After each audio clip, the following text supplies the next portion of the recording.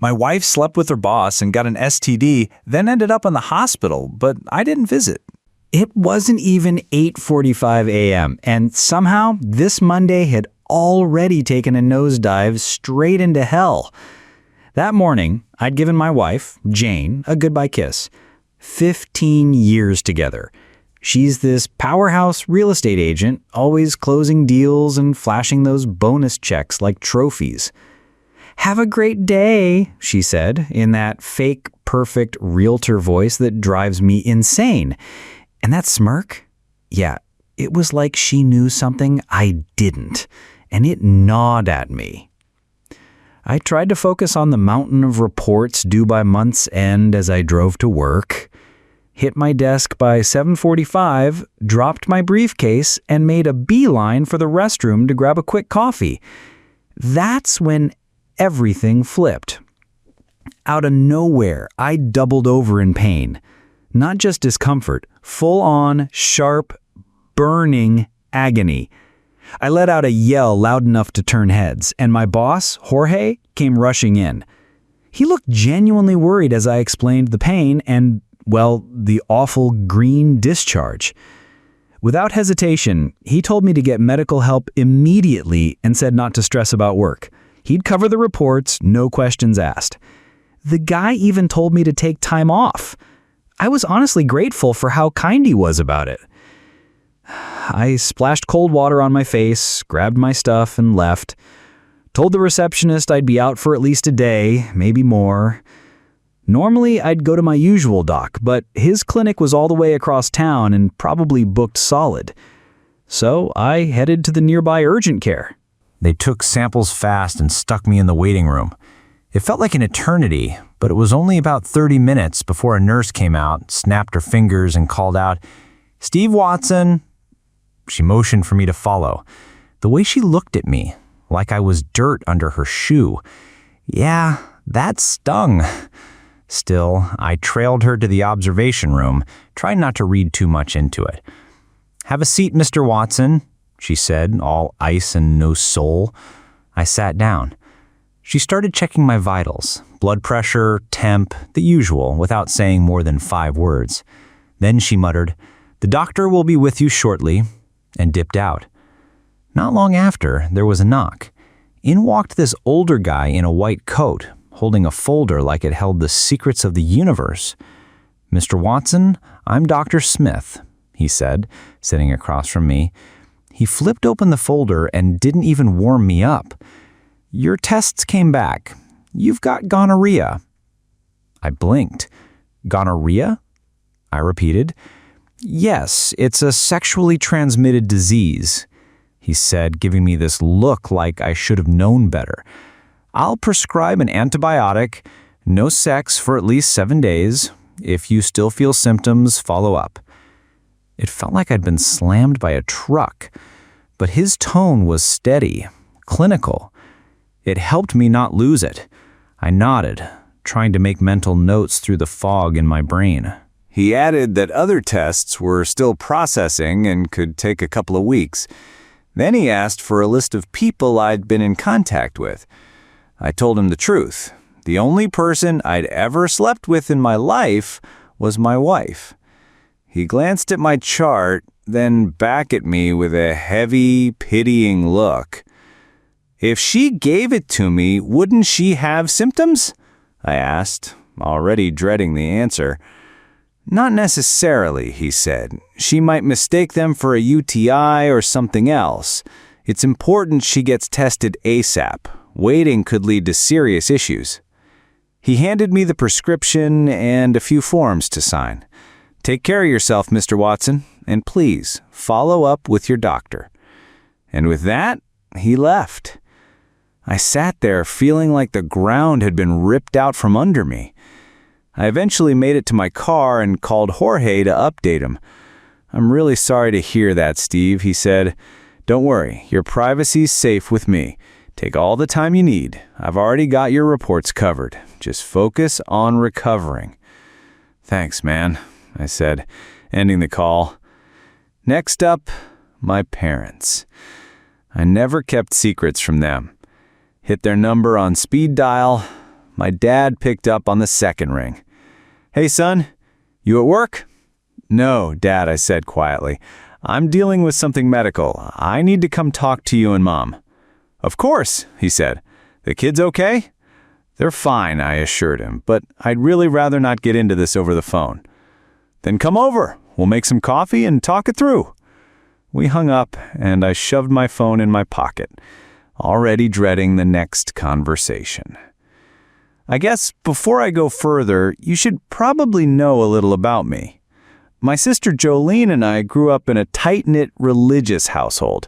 Loving, yes, but strict. Our parents were the kind who meant what they said, and one rule was ironclad: no sex before marriage. That stuck with me. I held the line all through my teens and 20s. When I started dating Jane, I told her straight up I was waiting until marriage. She didn't flinch, just gave me this big smile, pulled me in for a kiss, and whispered, "That's so sweet. I promise I'll blow your mind on our wedding night." And she did. That night was everything. She was patient, gentle, and showed me the ropes like she actually cared. I learned how to love her, really love her, and I thought she was into it too. Jane had history before me, sure, but I didn't care. As long as she was faithful now, the past didn't matter. We got married, and not long after, she started working at this high-paced real estate office while working on getting licensed. About a year into our marriage, our first daughter, Erin, was born. Then came Ruby a year later. After Ruby's rough delivery, Jane decided to get her tubes tied. Said 2 kids were enough. I had hoped for a son, yeah, but honestly, I couldn't have been happier with my girls. They were my everything. Being their dad lit me up in a way I didn't expect. Once Jane's maternity leave ended and she went back to work, I slipped into the stay-at-home dad routine, especially on the nights she stayed late or had paperwork to catch up on. I drove Erin to music lessons, cheered Ruby on at soccer games. I was always there, filling the gaps when Jane wasn't. But then Jane started disappearing more and more. Seminars, company retreats, sometimes full weekends, even whole weeks. She always made sure to call, every night like clockwork, but something about it felt off. She started acting differently too, putting on this fake bubbly personality that grated on my nerves. I called her out on it more than once, but she just brushed it off. Work seemed to swallow her whole. I started wondering if she was spending too much time there. Even Erin and Ruby started picking up on it. They could tell something wasn't right with their mom. But cheating? That idea never even crossed my mind. She knew exactly how I felt about infidelity. She knew it'd be a deal breaker. One afternoon, I pulled into my parents' driveway, heart pounding like a war drum. Dad was already at the front door, gave me a firm hug and a pat on the back. "Coffee's fresh. Come in. We'll brew another pot and talk," he said, like nothing could shake him. Inside, I hugged Mom and we all sat at the dining table. She poured us coffee and I drowned mine in cream and butter pecan syrup. Dad matched my pour, like always. "Let's pray first," he said, because that's how they roll, prayer before any heavy talk. After a few minutes of silence and bowed heads, we got into it. "What's wrong, son?" he asked, voice calm but direct. "I just came from urgent care," I said. "They diagnosed me with gonorrhea." "Oh, Lord," Dad muttered, eyes wide but steady. He paused, then asked, "Were you messing around?" "No, never," I said firmly. "Jane's the only woman I've ever been with." He nodded. "I believe you. Just needed to hear you say it out loud." Mom leaned in, her voice trembling. "So what are you going to do?" "I don't see another option but divorce," I admitted. "It's going to be hard on the girls, but they're old enough to understand." "I can't overlook this. Even if she swears it's over, I can't trust her again." Dad asked, "Any idea how long it's been going on?" "Just found out this morning." He stood up, eyes steel. Adultery is solid grounds for divorce. Mom looked crushed. Steve, I'm so sorry. I really thought Jane was a good woman. Yeah, me too, Mom. Looks like she fooled us all. Dad went to his office and came back flipping through his old Rolodex. Here she is. He pulled out a card. You remember Dr. Keene from church? The family attorney? Yeah. She's solid. Let me give her a call. It didn't surprise me. Dad's a deacon. He's got everyone's number. He dialed, got through to the secretary, and then Dr. Keene herself. Hi, Gina. It's Dan Watson from the church. My son's going through something rough. Any chance you can see him today? 12:30? That's perfect. Thank you so much. You're a blessing. He hung up and turned to me. Canceled appointment opened up. She can take you at 12:30. Bring 2 years' worth of financials and tax returns. Got it, I said, already making a mental checklist. You also need to tell Jane about the STD. She has to get tested. Can't let this spread. Mom chimed in again. Maybe the girls should stay with us for a few days. Things at home are about to get tense. Dad nodded. Yeah, bring them after school. We'll handle everything. Thanks, Dad, I said, genuinely grateful. We talked a bit more before I got up to leave. At the door, he hugged me again. It's gonna work out, son, but just don't do anything stupid. I know you're mad and revenge might feel sweet, but remember Romans 12:19. Vengeance is mine. I will repay, says the Lord. Don't make me bail you out. I managed a grin. No promises, but yeah, I got it. Driving home, his words kept circling in my head. He was right. I wanted revenge on Jane and whoever else was wrapped up in this. 15 years of love, loyalty, and complete commitment. And this was how it ended? Once I got home, I tore through my old files, digging up my tax returns. I needed Jane's too. Years ago, she'd pushed for us to file separately to save money. It made sense back then. But when I actually opened her tax records, that's when the truth hit. Jane had been raking in way more in bonuses and commissions than I ever knew. And not all that cash made it to our joint account. I kept asking myself, where the hell did all that extra money go? Digging deeper, I stumbled on a folder tucked behind some old files, full of statements from a bank I didn't even recognize. I flipped through them, my heart pounding harder with every page. The most recent one showed nearly $1 million saved over 8 years. $1 million? What the hell was her plan? Some secret college fund for the girls? Or was this her exit strategy? I scooped up the statements and Jane's tax forms, stuffed them into my folder, and headed for the door. Just as I was about to leave, my phone buzzed. It was Jane. She texted, "I've got a showing. Don't wait for me for dinner."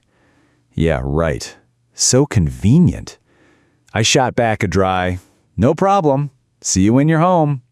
I didn't add the usual "love you." I wondered if she'd even notice. I pulled into Dr. Keene's office building, parked, and made my way up to her suite.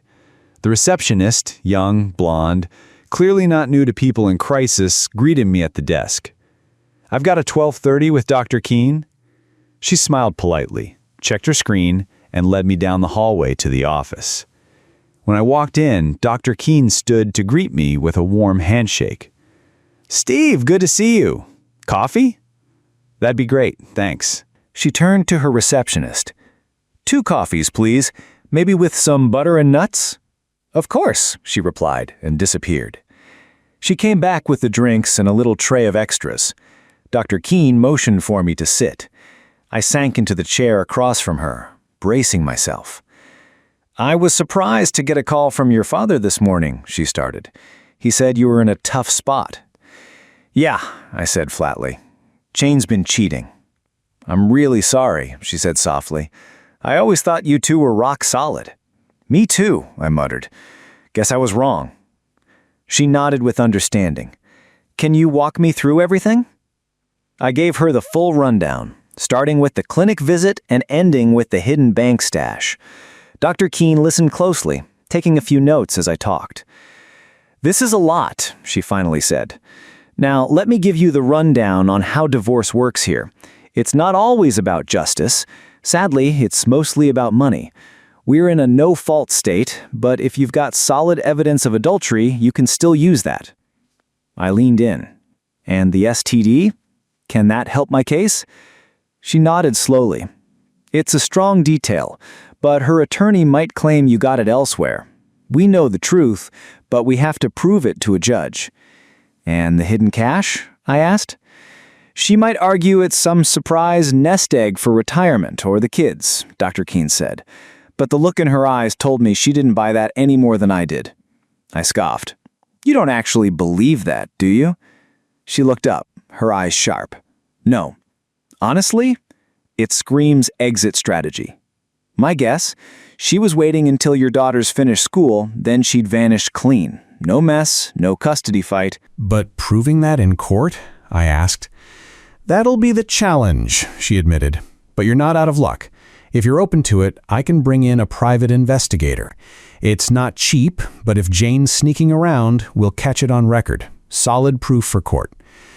"Yeah," I said, my voice hardening. "Do it. Let's go all in." "Great. I'll need every detail. Make and model of her car, plate number, where she goes regularly." I grabbed my phone. "Actually, I installed a phone tracker a few months ago when she lost her phone. Forgot it was still active." I opened the app and sure enough, her phone was pinging at a house on the north side of town. I handed it to Dr. Keene. "Perfect," she said, jotting down the address. Without wasting a second, she called her investigator and gave them everything. After she hung up, she gave me a firm nod.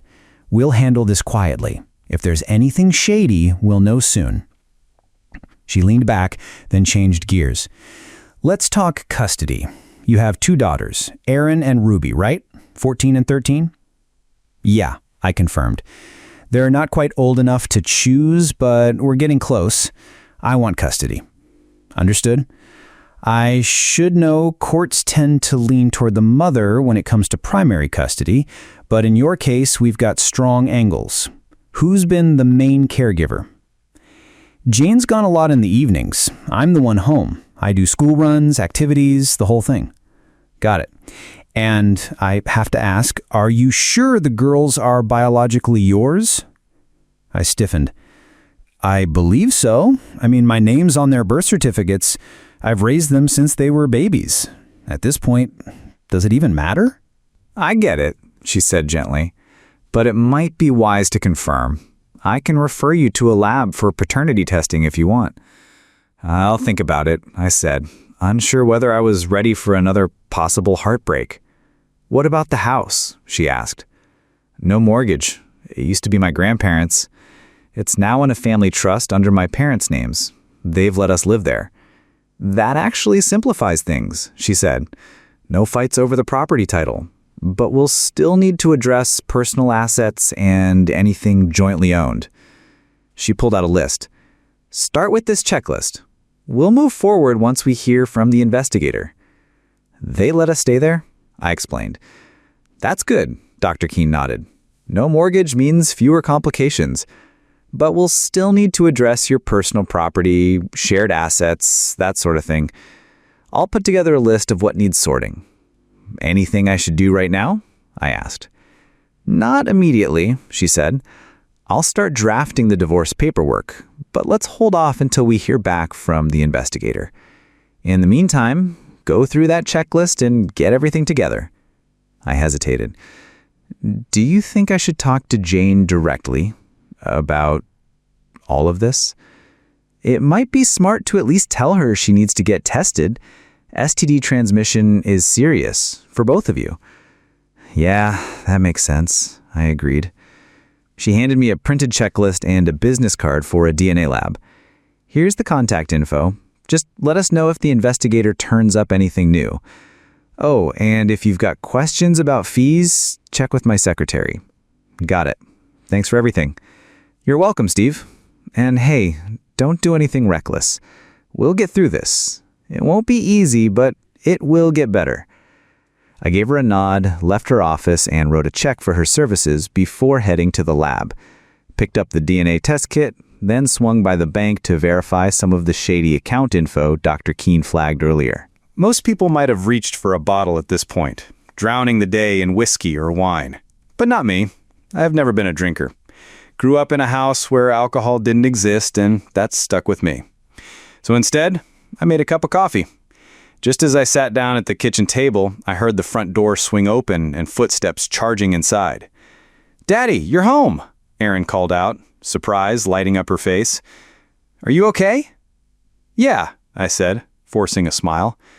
"Why are you home so early?" Ruby chimed in. "It's been a rough one," I told them. "Listen, I need you both to pack a bag. You're staying at Grandma and Grandpa's for a few days." "Why?" Ruby asked, concern instantly rising in her voice. "Is something wrong with Mom? Did you two have a fight?" "Well, not exactly. But yeah, something is wrong. A fight might come later," I admitted, trying to keep things light. Erin narrowed her eyes. "You caught her cheating, didn't you?" That stopped me cold. "What makes you say that?" I asked, completely thrown. She looked down, clearly guilty. "I've overheard her on the phone, using that weird fake voice she does, the one that drives you crazy." I nodded. "Go on." "It was stuff like, 'I can't wait to see you again, love,' and then she'd giggle. Like, not her normal laugh. It sounded really personal. 'I'm sorry I didn't tell you sooner. I know how you feel about gossip.'" "It's okay," I said, hugging her close. "You did nothing wrong." "She's been acting different for a while now," Erin added. "Like she doesn't want to talk to us. Just distant." I looked to Ruby. "You feel that too?" She nodded. "Yeah, like we're in the way." I wrapped them both up in a tight hug. "Well, you're never in my way, all right? You can bother me anytime." Then I reached for the DNA kit.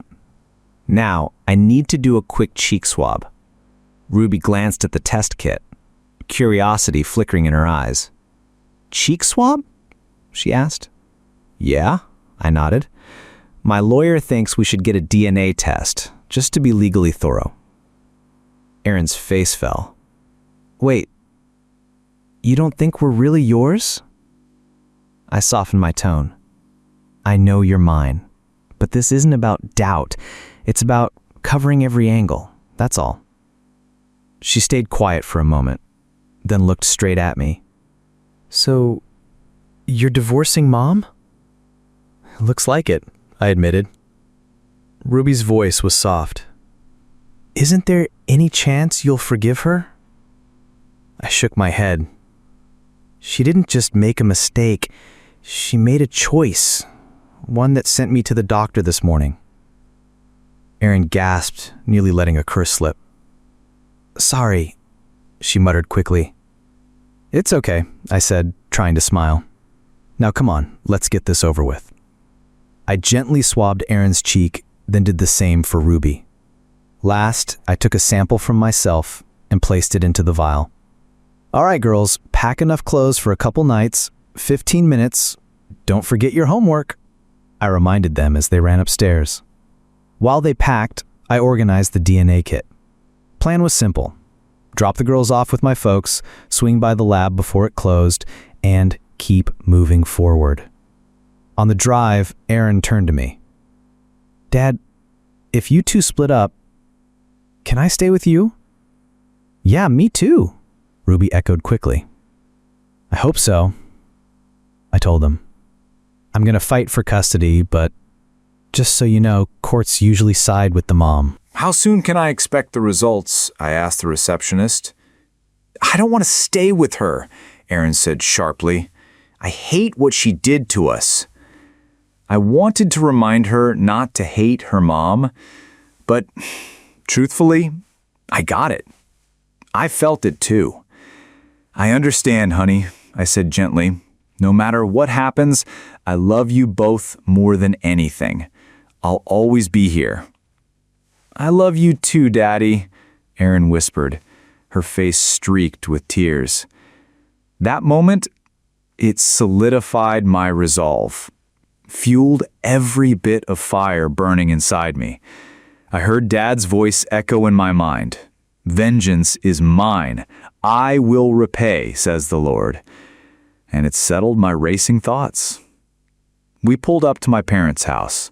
I hugged and kissed both girls, promising I'd call them soon. Dad was already at the porch, pulling them into his arms as they carried in their bags. Mom followed with a warm smile and open arms. "I'd better head to the lab before they close," I said, checking the time. "You doing okay?" Dad asked, concern lining his voice. "As good as I can be, all things considered," I said honestly. "We're praying for you," he told me. "Let us know how it goes with Jane." "I will, eventually," I said. Mom hugged me tight. "Call anytime, son." "Thanks, Mom," I murmured. With that, I drove off again, the weight of it all pressing hard on my chest. I got to the lab with about 30 minutes to spare and handed the DNA kit to the receptionist, praying for clarity, no matter what truth it brought. She smiled politely. "We should have everything ready by the end of the week." "Great. Thanks," I said, then turned and walked out, my mind already spiraling. Halfway home, the anxiety crawled so deep into my chest, I knew I needed to talk to someone who actually knew Jane from before she became this. That's when I thought of her sister, Rachel. I connected my Bluetooth and hit her contact. She picked up on the second ring. "Hey, Steve, how's my favorite brother-in-law?" she chirped. "Been better. Got a minute?" "Yeah, of course. What's going on?" "You talked to Jane lately?" I asked. "Not since your cookout last month. Why?" I exhaled slowly. "Things are bad. Real bad." I gave her the rundown, condensed, but enough to get the picture across. "Oh my God," Rachel gasped when I finished. "Steve, I hate saying this, but it sounds like she's slipping back into her old ways." "Old ways?" I asked, thrown. She hesitated. "Jane was wild when she was younger. She bounced between guys like it was nothing. I mean, high school, college, she never stayed loyal to anyone. I honestly thought she grew out of it when she met you. She used to say you were the one, her soulmate, that she'd finally settled down." I swallowed hard. "I appreciate the honesty, Rachel. I just wish I'd known sooner." "I'm sorry," she said quietly. "I should have told you." "It's not on you," I said, trying to keep my voice steady. "Anyway, I'm calling because I'm trying to have her move out. Would she be able to stay with you for a bit?" There was a pause. "She might be able to crash here while she figures things out," she said cautiously. "But Dustin won't love the idea." "I get it. I don't want to cause trouble for either of you." "It's fine, as long as it's not long-term," she said. "We'll make it work." Thanks, Rachel. I'll give you a heads up when she's on the way. Appreciate it. How are the girls handling it? They're hurt, but stronger than I expected. You've raised two tough young women, Steve. Stay strong for them. I'm trying, I said. I gotta make dinner. Let's talk again soon? Of course, anytime. Back home, I threw some leftover meatloaf in the microwave. Just as I finished eating, the phone rang again. It was Dr. Keene. Hey, I answered. Working late tonight? For you, always, she said. I just got the first report from the investigator. My heart pounded. And? She's been busy, Steve. Met with 3 different men. Since this afternoon. I froze. 3? In one day? How the hell? She's efficient, Dr. Keene said grimly. I'm sending over the full report. Photos, videos, transcripts. I don't recommend watching the video, but definitely listen to the final few minutes of the audio. It's revealing. Do we have enough to move forward? Absolutely. All right, I exhaled. Thanks, Gina. Listen to the audio, then call me. I will. I hung up, hands shaking. I opened my laptop, logged into my email, and found the files she mentioned. I skipped the video entirely, fast-forwarded to the last few minutes of the audio clip like she said. I see you're married, a man's voice said, clearly eyeing her rings. For now, Jane replied, casual as hell. You're married too, she added, noting his ring. Yeah, my wife and I have an open relationship. And you? Not officially, but I take my freedoms where I can, she said, like it was nothing. So your husband doesn't know? He asked. No, she said. He has no clue who he's married to. My chest tightened. Isn't he good to you? He pushed. He better be, she said with a laugh. I taught him everything he knows. You taught him? He said, surprised. Believe it or not, she said with a grin in her voice, he was a 23-year-old virgin when I met him. She spilled everything. Jane's voice came through the speakers, almost amused. He's super religious, no drinking, no smoking, doesn't even curse. He'd probably pass out if I dropped an F-bomb in front of him. The guy didn't even know how to have sex until we got married. Damn, the man muttered. Sounds like you think he's a bit of a loser. So why stick around? You love him? She let out a dismissive sigh. I guess, in some way. He's a good dad. He takes care of the girls, doesn't question me when I come home late. But beyond that, he's boring, vanilla, predictable. Are the kids even his? The guy asked, not even trying to hide the curiosity. Jane shrugged, like it meant nothing. Honestly, I don't know. Maybe. But it doesn't really matter, does it? He thinks they are, and that's enough. How long have you been messing around? I don't even keep track anymore, she said breezily. I've been having fun the whole marriage. He's never had a clue. Hasn't touched anyone else, so how would he know what to look for? That's it? He asked. That's it, she confirmed, without hint of shame. Hearing her casually dismiss everything, our marriage, our family, our years together, was like getting punched in the gut and then kicked in the chest. I felt physically sick. I nearly vomited. How long had she been playing me like this? How many lies layered on top of lies? The guy asked, So, are you planning to stay with him? For now, Jane said. Once the girls are out of high school, I'm gone. 4, 5 years tops. I'll have everything in place by then. Why wait? Because moms usually get custody, she said bluntly. And the last thing I want is to be stuck raising 2 teenage girls by myself. What'll you do when you're out? Throw a party. Maybe line up a few guys at once, she laughed. Go on a cruise. Maybe Costa Rica. Who knows?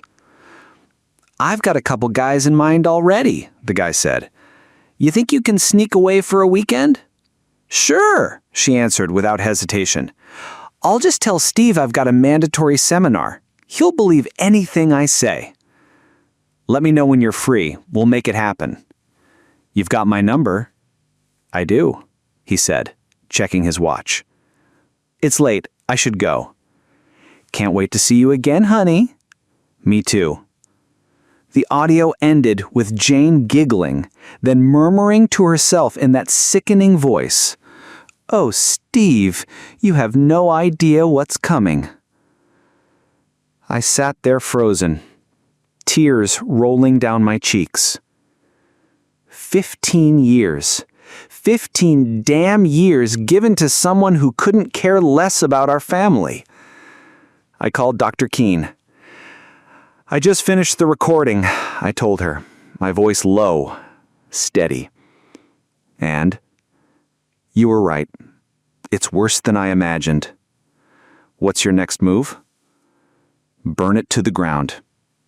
She didn't miss a beat. Consider it done. And the men? I asked, already suspecting the answer. Unfortunately, no. We can't go after them. This state doesn't recognize alienation of affection claims anymore. I let out a bitter laugh. That's fine. Their karma will come. I believe that. Vengeance is mine. I will repay, I muttered, my father's words circling in my head again, giving me just enough strength to stay calm. Dr. Keene chuckled softly. I'll begin preparing the divorce filings, and if she tries to run, we'll make sure it's not on her terms. Thanks, Gina. I mean it. I really owe you. Just take care of your girl, Steve. With that, I ended the call and leaned back on the couch, eyes burning, heart shattered. 15 years, and she threw it all away like it was nothing. The pain was crushing, so much I could barely breathe. Just minutes after I hung up with Dr. Keene, my phone buzzed again. It was Jane. Hi, I answered, keeping my tone neutral. Hey, Steve, she said, chipper. You doing okay? It's been, a rough one, I said quietly. Well, I just wrapped up work. Think I closed another sale, she added, sounding way too upbeat. That's good, I muttered, barely holding the bitterness out of my voice. I'll be home soon, maybe half an hour? Sure, I said. Okay, see you then. Love you, she tacked on, using that same sugary tone I'd come to hate. Me too, I replied, and ended the call. For a split second, I wondered if she'd notice the missing I love you. But honestly, it didn't matter anymore. I grabbed the folder I'd prepped earlier, 4 photos of Jane with different men, all laid out on a single sheet. I slipped them into a file, set it right in the center of the kitchen table. That was where the confrontation would go down. Cold, clean, undeniable. Then I made myself a coffee, sat at the table, and waited.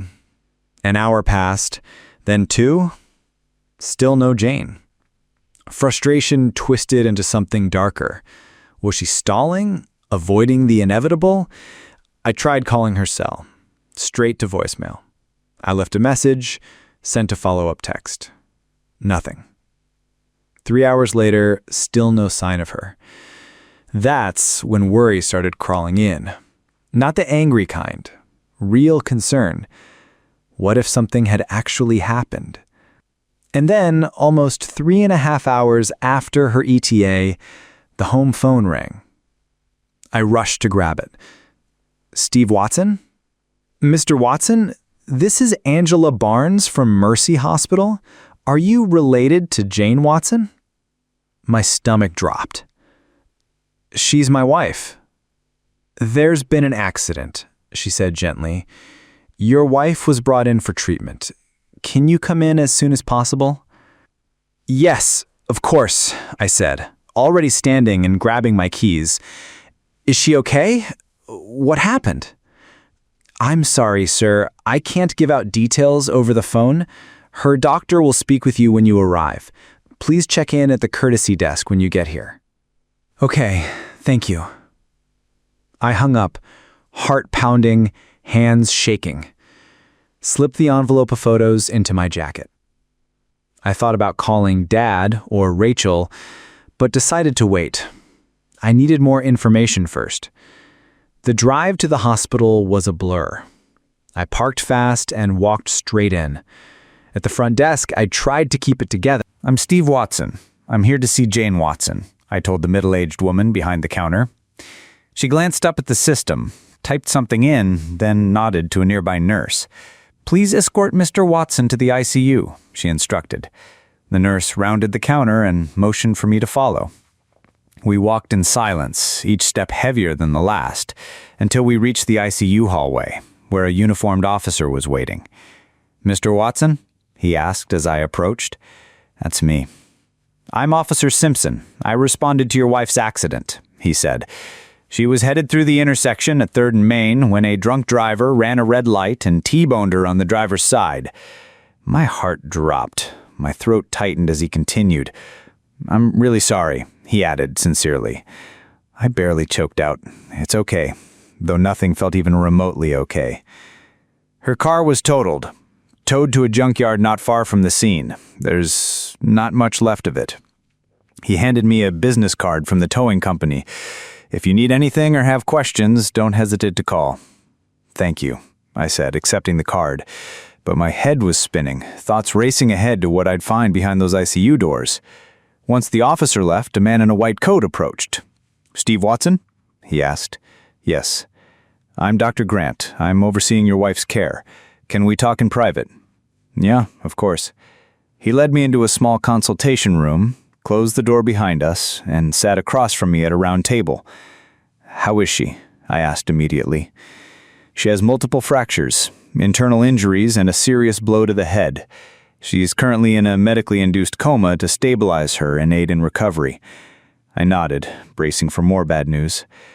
"There's something else," he added. "Preliminary labs suggest your wife may be HIV positive. We've sent additional blood work for confirmation, but it will take time to know for sure." Everything went still. Cold. "I found out this morning she has gonorrhea," I said quietly, the words tasting like rust. "Are you receiving treatment for that?" "Yes." "That's good," he said.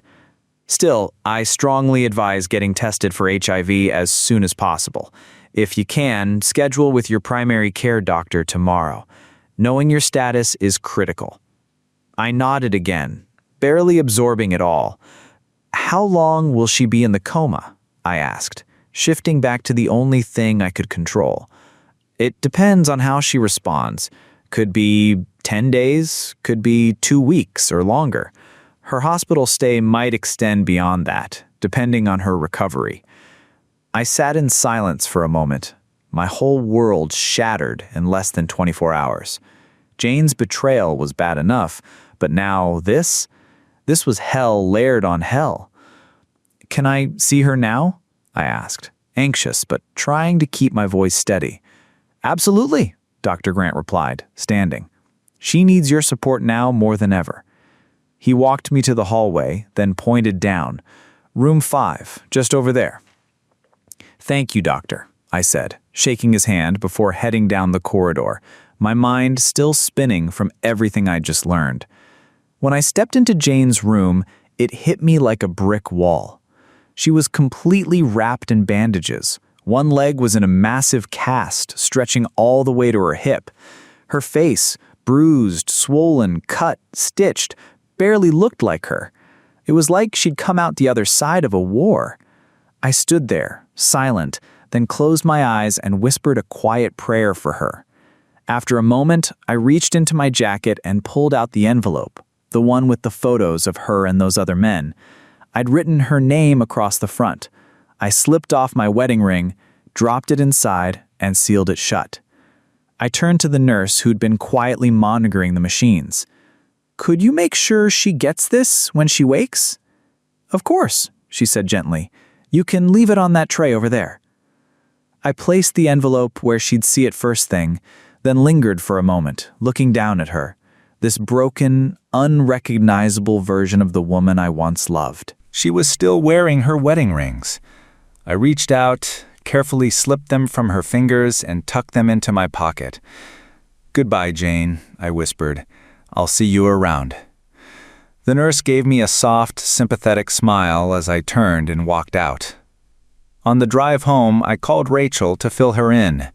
When I told her about the accident and the HIV scare, she was floored. "Steve, I don't think Dustin's going to be okay with her staying at our place if she's positive," she said cautiously. "He's worried about the kids, and honestly, I can't blame him." "I get it," I said. "Looks like I'll have to find her an apartment." "I think that's best," she agreed. "I'm sorry, Steve, but I have to think about my family now. She made her choices. I'll help move her things, but after that, I have to step back." "I understand," I said, trying not to let the disappointment show. "You're doing what you have to do." It's late. I need to get some rest, but please keep me updated. I will, I promised. After we hung up, the weight of the entire day collapsed on top of me. By the time I pulled into my driveway, it was close to midnight. I barely made it out of my clothes before crashing into bed. I was out cold within seconds. The next morning, the heaviness in my chest hadn't let up. I called my doctor's office and, miracle of miracles, they had a slot open later that morning. Once the appointment was set, I phoned my parents to give them the update on Jane. They were shocked, especially about the possibility she might be HIV positive. Still, they offered to bring the girls to visit her if they wanted to. I also shared the damning evidence I'd uncovered. Dad told me to email it over immediately. I did. It's bad, I admitted on the call. It's okay, son, he said firmly. We'll deal with it, together. Next, I rang Dr. Keene to inform her of everything that had unfolded. She was stunned, but also said this would allow her to finalize the divorce papers sooner than expected. After that, I contacted Jane's office to let her coworkers know she'd been in an accident. They were shocked and offered to visit once she stabilized. The next 2 weeks became a total blur. I found a decent 2-bedroom apartment with a ground floor entry and an attached garage. I paid the deposit and first 2 months' rent, using money from Jane's half of our joint account. When Rachel and the girls came over, we packed up every last one of Jane's belongings, right down to the wedding album, and moved it all into her new place. It was chaos, but necessary. The DNA results came in that week. Both girls were mine. It was a small win in a storm of devastation, but it mattered. It gave me a sliver of peace in a world that felt like it had completely collapsed. Soon after, I met with the insurance adjuster to assess the wreck that used to be Jane's car. We both stood there, stunned she'd even made it out alive. The front end was crumpled like tinfoil, the driver's side obliterated. Since the car and the insurance were both in her name, the payout would go directly to her. I gathered the last of her belongings from the back seat, a couple of receipts, some broken sunglasses, and the remnants of a handbag, and took them to her new apartment. I was trying to close this chapter, one grueling piece at a time. About a week after the crash, I was on the phone with my mom when she asked gently, "Have you stopped by to see Jane again?" "No," I said. "Not since the night of the accident." "Why not?"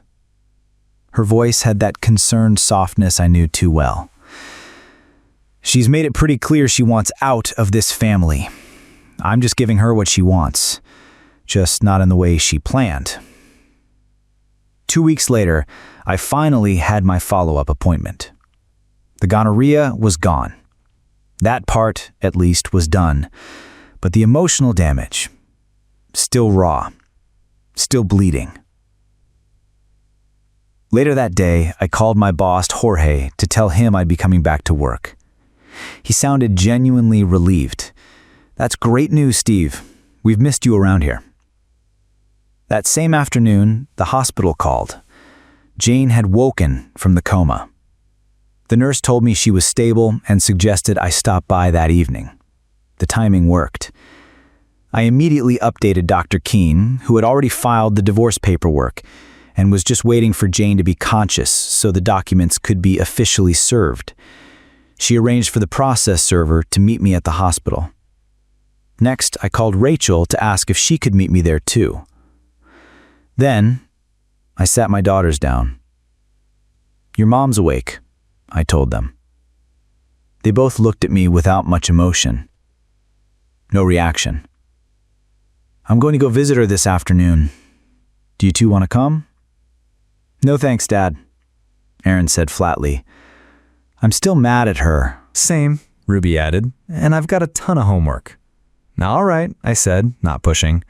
"I'll drop you off at Grandma and Grandpa's first." By 4:30, I was pulling into my parents' driveway.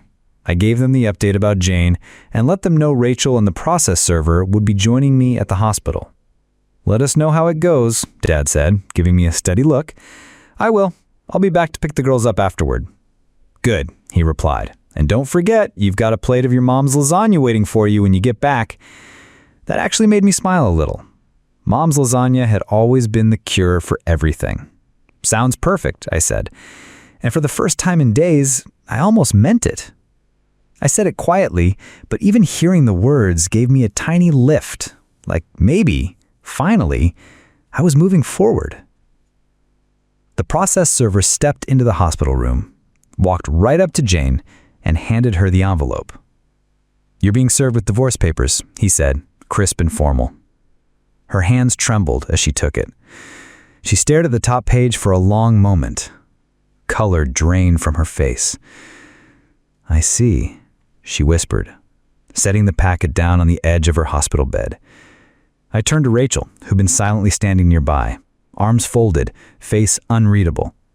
"Thanks for coming," I said quietly. "Of course," she murmured, eyes still locked on her sister. I turned back to Jane. A complicated swirl of relief and regret churned in my chest. "We need to resolve this," I said, "for everyone's sake." She gave a slow nod, gaze stuck on the papers.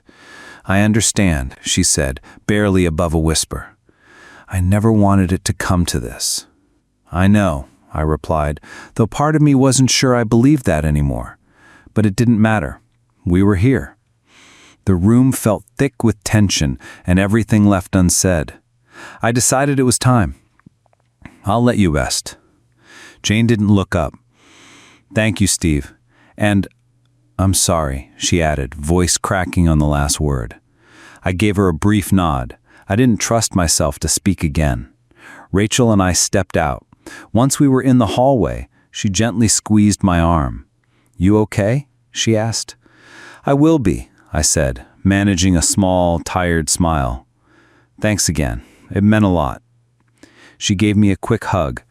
"Call me if you need anything." "I will." As I drove away, something shifted. The chaos hadn't ended, but it no longer owned me. I had a direction again. Later, I learned that after we left, the process server stepped back into Jane's room, snapped a photo of her holding the envelope, and declared flatly, "You've been served." Jane looked stunned. "You couldn't even wait until I was out of the hospital?" she asked, disbelief laced in her voice. "No," I told her when she called later.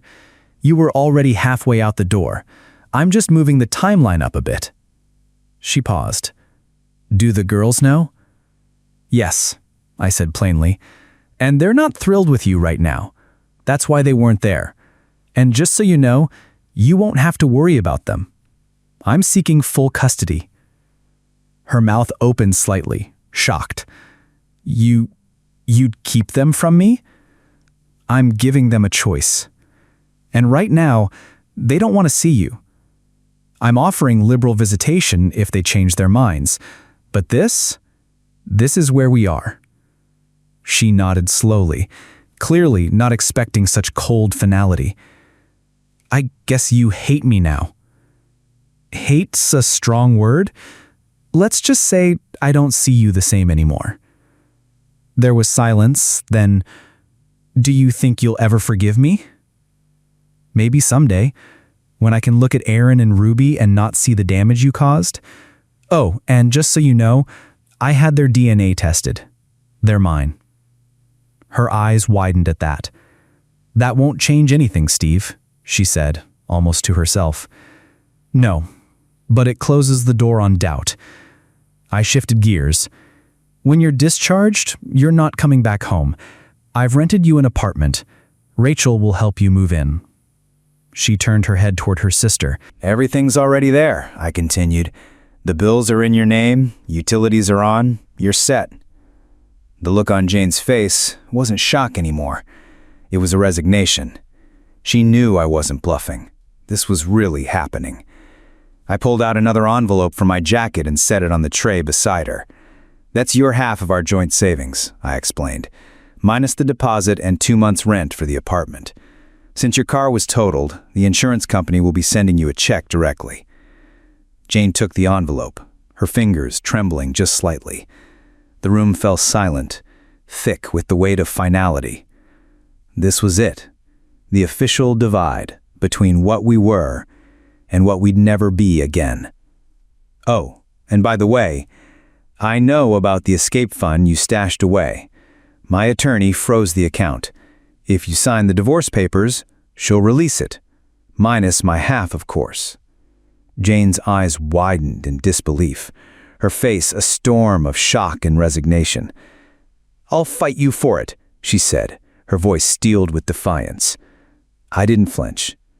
I wouldn't recommend that, I said coldly, unless you want everything I've uncovered to go public. And trust me, it's damning. That knocked the air out of her. Her confidence cracked visibly. She turned toward Rachel, searching her sister's face for some shred of backup. But Rachel didn't budge. You should have listened, Rachel said, her voice like frost. You lied to Steve, to the girls, and to me. I helped you move into that apartment because I felt obligated. But after this, I'm done. You need to fix yourself. Jane broke down, sobbing. I'm sorry. I'm so sorry. Rachel didn't move. That and $5 might get you a coffee. You're not coming near my family again until you apologize to your husband and your daughters. For real. No more BS. Still crying, Jane turned her gaze to me. Steve, I'm sorry. I know it doesn't mean much now, but I do love you. I didn't look away. Yeah? Well, it doesn't mean much, I said flatly. Sign the papers, Jane. She nodded slowly, defeated. Goodbye, Jane. As I turned to leave, her voice broke through. Steve, can I call the girls? You can call, I said, pausing at the door, but it's up to them if they want to answer. I understand. Thank you, for that, at least. You're welcome, I said, without turning back. I walked out, catching a few cold stares from the nursing staff as I passed. I could feel their judgment like heat on my back, but they didn't know the half of it. And even if they did, it wasn't their call to make. Driving straight to my parents' place, I collapsed into a seat at the kitchen table. My mom slid a plate of her lasagna in front of me, still warm, comforting, familiar. It didn't fix everything, but it grounded me. Just enough. The divorce wrapped up 3 months later, without any hiccups. I was free. Not just legally, but emotionally. And even better, I tested negative. No HIV. Jane did too, thankfully. What caught me off guard was what Dr. Keene handed me afterward. A check for $450,000, my half of Jane's secret stash. I didn't even blink. Every cent of it went straight into college funds for Aaron and Ruby. Life eventually settled into a new rhythm. It wasn't perfect, but it was real. My daughters kept me tethered. Even on the worst days, they were my reason to keep going. Single parenthood had its battles, but I had my mother's wisdom and her unwavering presence always backing me up. Jane, well, she faded into the background, as she should have. Jane, on the other hand, seemed to be adjusting to life as a single divorced woman. After a year of careful, distant interactions, the girls slowly began reconnecting with her. They started spending the occasional afternoon together. She'd landed a job at a new real estate firm after parting ways with her previous company.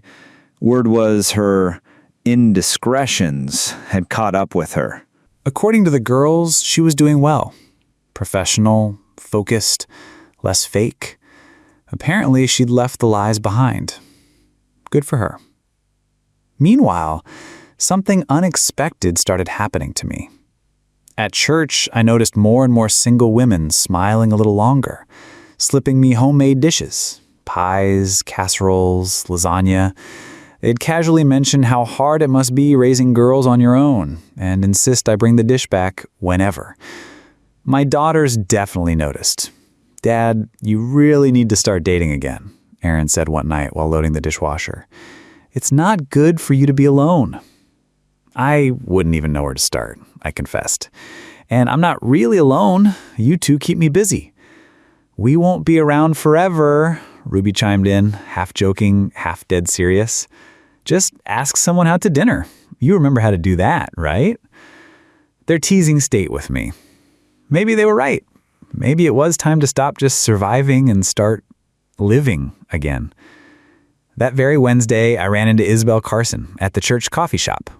A widow raising her teenage daughter on her own, she'd recently brought me a casserole I embarrassingly devoured in one sitting. The timing couldn't have been better. "Hey, Isabel, have you been?" I asked, smiling. "Hanging in there, Steve. And you?" "I'm all right. In that casserole last week? Incredible. Thank you." She laughed. "Glad you liked it. I know how hard solo parenting can be." "Yeah, it's a lot," I said, suddenly grateful for someone who actually got it.